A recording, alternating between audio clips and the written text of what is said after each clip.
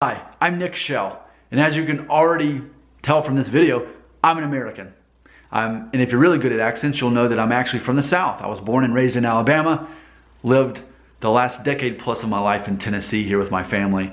In addition to being an American and being Southern, I'm also Central American to a degree. I'm 21% Central American according to my heritage DNA test because my mother, half Mexican, even though that's not a real thing, because Mexican is a nationality. But my grandmother, her parents moved here from Mexico. All right, there's just a little bit about me if you're not familiar with me. What I want to figure out though, as an American, I'm aware of the fact that even if we live in the greatest country in the world, which is, you know, this whole concept, as an American, I think that's part of the identity. This is the best country in the world. Now, I will say, I'm proud to be an American. I'm happy to be in America. But am I the happiest to be in America? Would I be happier somewhere else in the world? I'd say easily, yeah. I mean, I can easily live the rest of my life as an American and I'll be grateful for all that I have. But I could easily go to plenty of other places in the world where they have less and I'd still be very happy, if nothing else, happier over there. Now I want to start off by going through this article on nationalgeographic.com, comes out every year. It's the list of the world's happiest countries, happiest nations. What's funny is America's typically not on that list. Number 10, Sweden. That's the 10th most happiest nation in the world. Next is Australia. Next is New Zealand, where I've been there. And yes, I could easily live in New Zealand. New Zealand is awesome. I love New Zealand. That was number 8. Next was the Netherlands, where part of my DNA comes from. Then next is Canada, our neighbor up north. I've been there. My mom grew up in Buffalo, New York, which is very close to the border there in Canada. Next is Finland, that's number 5. Next is Norway, number 4. Next is Iceland. Wow, no one ever talks about Iceland here in America. Next is Switzerland, that's number 2. And then finally number 1 is Denmark. So a lot of these nations are in Europe. But you know, for me, here's a nation that didn't make the list, Thailand. I spent 2 summers teaching English in Thailand. And it's not a third world country, it's a developing nation. But man, I love that place. And something I loved about it was that people had so much less. They had less overhead is how I word it. You know, part of the, I guess the American identity is when you're in America, you have access to whatever you want. Like, anything I want, I can have. If I want it, I could go get it.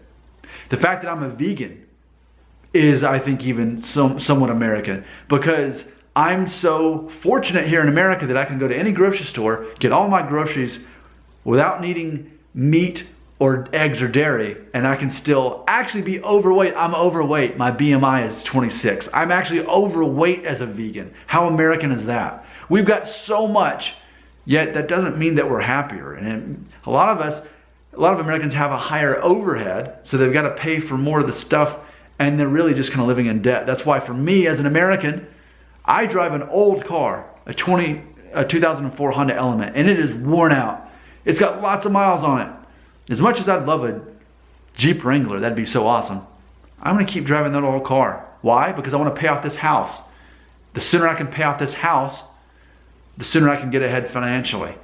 But in Thailand, do you really have to care about that as much as you do here in America?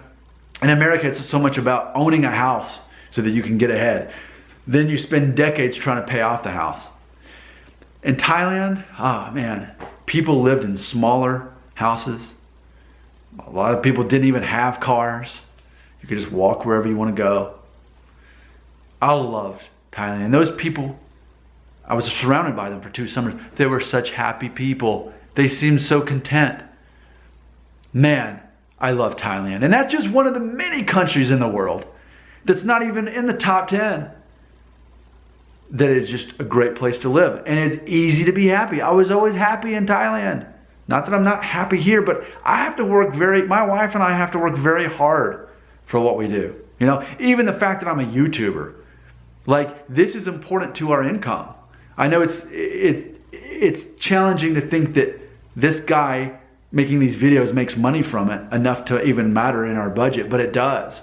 This channel and my other channel combined, they're helping our family out since I became a stay-at-home dad a couple months ago when the whole branch where I work shut down. So we're saving so much money in daycare, and then combined with the money I make here, this is how we're doing things. So by the way, if you're subscribing and watching my videos, please know that I'm very grateful for that. It's actually truly financially helping our family. But see, that goes back to something else about the problem in American culture, is that we work so hard that there was ultimately just a $200 a week difference by the time we took our kids out of daycare. So now that I'm a stay-at-home dad, I'm saving so much overhead that now that I'm not driving to work and spending gas and paying for our kids to be in daycare, well, now we're doing better off. And that's part of the American mentality. So much overhead, you work so hard to provide a living, and then compare me to somebody in Thailand, and I wouldn't have all that pressure and all that overhead. So I'm an American who's proud to be an American. I'm grateful to be an American. But if you were to displace me in many countries across the world, I would still be happy. Somalia is not one of them. But many countries, I would arguably be happier, because it'd be a different culture, a different identity. Here in America, we've got a lot to prove to be part of this culture. And I'm a guy I'm part of that culture, but really, I know what it's like to be in other countries. I know what it's like to live on less, to have less choices, and to have less pressure. So, is America the greatest country in the world? Are we the wealthiest? Do we have the most powerful military and all? That's not what it's about. It's about how happy you are. And as an American, I know that very easily you can be happier living in a different country other than America. I'm an American who realizes that.